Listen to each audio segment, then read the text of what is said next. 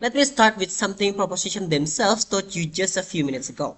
Their own speaker said, and I want you to remember this very clearly, we would concede that to a certain extent. Maybe one individual won't make that much difference. They said that in this debate on the proposition side. So let me make sure I understand their case correctly. They want to give individuals criminal records, possible prison time, and a destroyed reputation for something their own team admits won't make that much difference. That is not a bold environmental solution. That is punishing people for a problem they barely contribute to, with consequences that will follow them for life. And opposition is here to tell you exactly why that is wrong and what actually works. Let me be clear about where we stand. Opposition wants a cleaner world. We want recycling to happen. We want climate change to stop. We agree with proposition on every single goal. What we disagree on this is that who should be held responsible and how. Because getting the target wrong doesn't just fail to solve the problem, it makes innocent people pay for a problem they didn't create.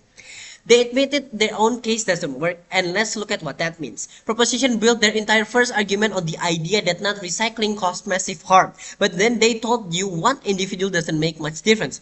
Think about what that means for their own standard. They said something is a crime when it causes direct and massive harm, but they also said one individual's recycling or lack of it doesn't make much difference. Those two things cannot be both true at the same time. Either individual recycling causes massive harm, which means their first argument stands, or it doesn't make much difference, which is what they actually said. And that means their own standard for criminalization is not met.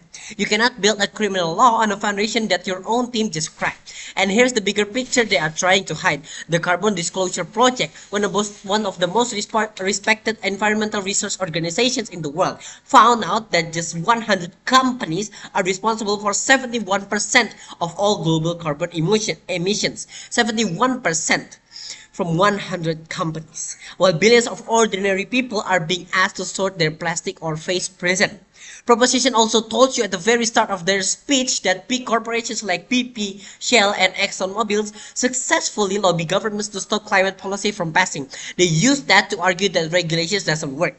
But don't think about what they just proved. If corporations are powerful enough to stop governments from passing carbon taxes, do you really think those same corporations are going to stop at the recycling law? The very argument proposition used to justify their policy is the same argument that proves their policy won't reach the people causing most of the damage. The corporations will lobby their way around criminalization too, and the only people left with criminal records will be the ordinary ones. Criminalization is not the only way. 3 countries prove it. Proposition told you that no other incentive works, that social campaign fail because people are selfish, that financial rewards fail because rich people doesn't need them, that criminalization is the only path. Let me show you 3 countries that build some of the best recycling system in the world without making criminals out of their citizens. Germany has a recycling rate of over 65%, no criminal punishment for individuals who doesn't recycle. They build it through convenient infrastructure, clear system, and decades of education.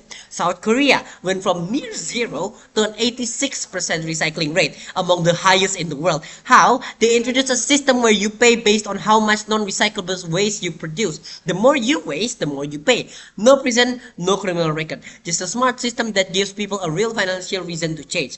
Japan built one of the most effective waste reduction systems globally through community accountability, detailed sorting, education, and local social responsibility, not criminal law. If proposition's argument is correct that criminalization is the only one that works, is the only thing that works, then someone needs to explain why 3 of the world's best recycling system exist without it. The evidence doesn't support their claim. It directly contradicts it.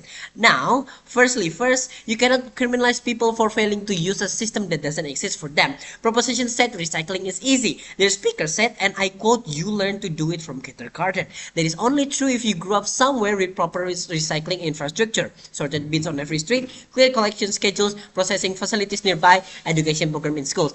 But in many parts of Indonesia and across the developing world, and that infrastructure simply doesn't exist. There are areas with no proper collection points, no sorting facilities, no clear guidance on what goes where. People in those areas are not choosing to ignore recycling because they don't care. They are living in places where the system never reached them. When you make it a crime not to recycle, but only build the recycling system in wealthy areas, you are not creating a fair law. You are creating a law that punishes poverty. The wealthy neighborhood with full infrastructure faces no burden. The poor area with nothing gets criminal records. Proposition said there will be an independent body in every district to enforce recycling, but they never told you who builds the actual recycling infrastructure in every district. Enforcement without infrastructure is just punishment without possibility. Second, the right target is not the individual. The math tells you that. We already know that 100 companies produces 71% of global emissions. We already know that Proposition's own speaker admitted one individual doesn't make much difference. So what happens if every single person in Indonesia recycled perfectly tomorrow? We address less than 30% of the problem at most. The other 71%, the corporations, the industrial emitters, the big producers, continues exactly as before. Criminalizing individuals while the biggest polluters operate under the same rule is not an environmental solution. It is a way of making people feel guilty while the real problem keeps going. Opposition says, go after the problem at the scale it actually exists. Third, here is what actually works. Set a national emission standard for companies. Any companies that produces above the standard pays a higher tax, scaled to how far above the line they are. This gives companies two choices. Either they invest in cleaner production and meet the standard, which directly reduces emissions, or two, they pay the higher tax, which funds something important. That tax money goes into a national recycling infrastructure fund. It builds proper facilities. It creates recycling collection system in areas that don't have them yet. It hires workers and creates jobs. It funds education programs so people actually know how to recycle, not just that they should. Now you have a system that grows itself. More companies pay, more infrastructure gets built, more infrastructure means more people can actually recycle. Recycling becomes easier, which means more people do it without anyone needing a criminal record. If Proposition says, but high taxes will drive companies away and the economy collapses, we say companies have two choices under our model: lower their emission or pay the tax. A company that lowers its emissions stays and gets cleaner. A company that pays the tax stays and funds the solution. What actually destroys company and the jobs of workers who had nothing to do with their employees' decision is criminalization. Our models pressure the decision makers. Proposition model punishes the worker alongside them. You cannot fix a big problem by going after small people. You fix it by going after the right ones. Proposition opened their speech by asking what the Kyoto Protocol, the Paris Agreement, and COP26 all have in common. Their answer, none of them gave an effective solution.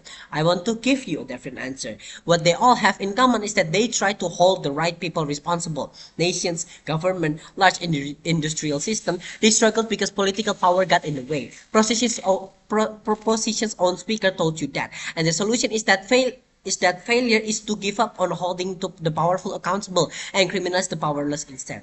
Opposition refuses that trait. We say build the infrastructure, tax the real emitters, fund the system that makes recycling possible for everyone, not just the people lucky enough to be born in the right neighborhood. You do not build a cleaner world by making criminals out of people who never had the tools to do what you're asking. You build it by making the ones who cause the most damage pay for the solution. So now, here I stand as Jeremy Jeffreyson as the opposition team. I strongly oppose this motion. Thank you.